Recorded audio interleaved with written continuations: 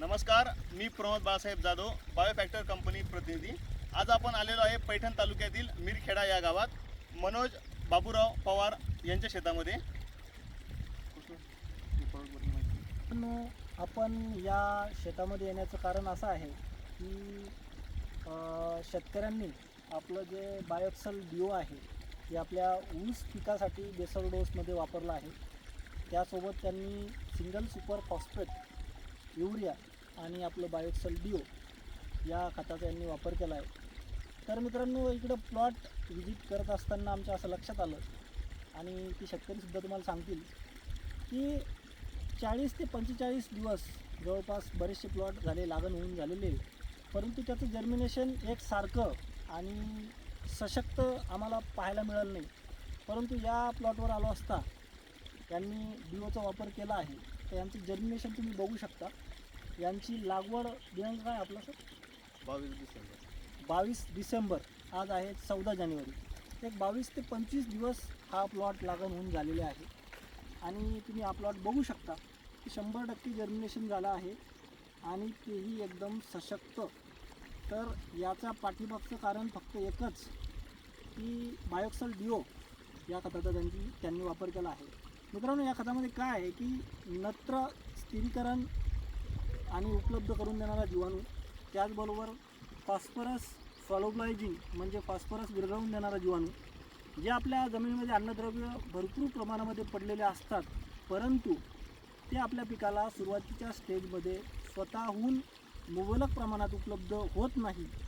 त्या अनुषंगाने जर आपण या खताचा वापर केला तर सुरुवातीच्या अवस्थेपासून आपले जे जमिनीमधले पडलेले रासायनिक खतं आहे त्याचं विघटन करून जीवाणूच्या माध्यमातून पिकाला उपलब्ध करून दिलं जातं। जर सुरुवातीच्या काळामध्ये लवकरात लवकर जर फॉस्फरसची उपलब्धता झाली तर मुळांची संख्या ही खूप जास्त प्रमाणात फास्टरित्या वाढते आणि त्याचबरोबर ती वाढल्यानंतर अन्नाचा पुरवठा पिकाला लवकर होतो आणि परिणामी हे तुम्हाला समोर दिसतं आहे की जर्मिनेशन असेल किंवा त्याची सशक्त वाढ असेल, या सर्व गोष्टी त्या ठिकाणी तुम्हाला पाहायला मिळतात। तर भाऊ, तुमचं काय या खताबद्दल तुमचं काय मत आहे? या अगोदरचा अनुभव तुमचा कसा आहे या खताबद्दल? म्हणजे सर, हे खत सर्वच पिकासाठी खूप उपयुक्त आहे। मी याच्या आधी पण हे खत मोसंबीला वापरलंय, कांद्याला वापरलंय। मला सर्वच पिकात या खताचे खूप चांगले रिझल्ट आलेले आहे आणि त्याच अनुभवातून मी ऊसासाठी पण हे खत घेतलं होतं। जसे आमचे सांगळे साहेब वेळोवेळी आम्हाला मार्गदर्शन करत असतात याच्यासाठी, तर त्या अनुभवातून आम्ही ऊसासाठी पण ते घेतलं आणि त्याचा ऊसासाठी पण आम्हाला खूप चांगला रिझल्ट आला। या अगोदरचा ऊसाचा काय अनुभव आहे? तुम्ही जे रेग्युलर खतं, रासायनिक खतं वापरत होता, तो जर्मिनेशनमध्ये तुम्हाला किती कालावधी लागत होता आणि या खतामुळे काही तुमचा म्हणजे त्यामध्ये बदल झाला का? नाही साहेब, भरपूर बदल होतो। म्हणजे रासायनिक खताने काय होतं, या खतामुळे जे पिकाला खालून मुळाची जी संख्या आहे, रासायनिक खताचा आणि या खताच्या बदल्या म्हणजे त्याचा दुपटीचाच फरक पडतो।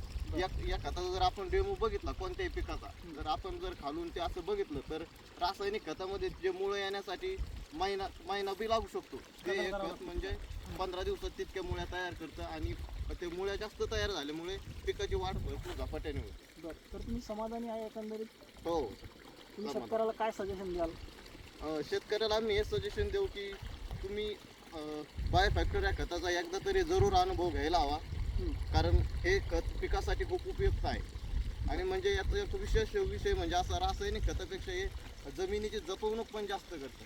जमीन सुपीक होते आणि त्यातून पीक जास्त भरभराटीने वाढतं। आता मित्रांनो, या शेतामध्ये जर तुम्ही चाललात तर हे बघू शकता, इकडं फोकस करा, हे बघा, अक्षरशः मातीमध्ये पाय रुजतोय। तर मऊपणासुद्धा या खतामुळे, जमिनीतील जो मऊपणा आहे किंवा जी जमिनीची उत्पादकता आहे ती वाढण्यास खूप चांगल्या पद्धतीने चालना या खतामुळे मिळते। तर मी सर्व शेतकरी मित्रांना अशी विनंती करेन की तुम्ही एक वेळेस अवश्य डेमोसाठी का होत नाही, जास्त क्षेत्रासाठी न वापरता तुम्ही तुमच्या अनुभवासाठी थोड्या प्रमाणापासून सुद्धा या खताचा वापर करून सुरुवात करू शकता आणि अनुभव घेऊ शकता। तुम्हाला चांगला अनुभव आल्यानंतर तुम्ही तर वापरणारच आहे, परंतु सुरुवातीला अनुभव घेणे हा खूप महत्त्वाचा आहे आणि तो नक्की जरूर तुम्ही घ्या, अशी मी सर्व शेतकरी मित्रांना विनंती करेन।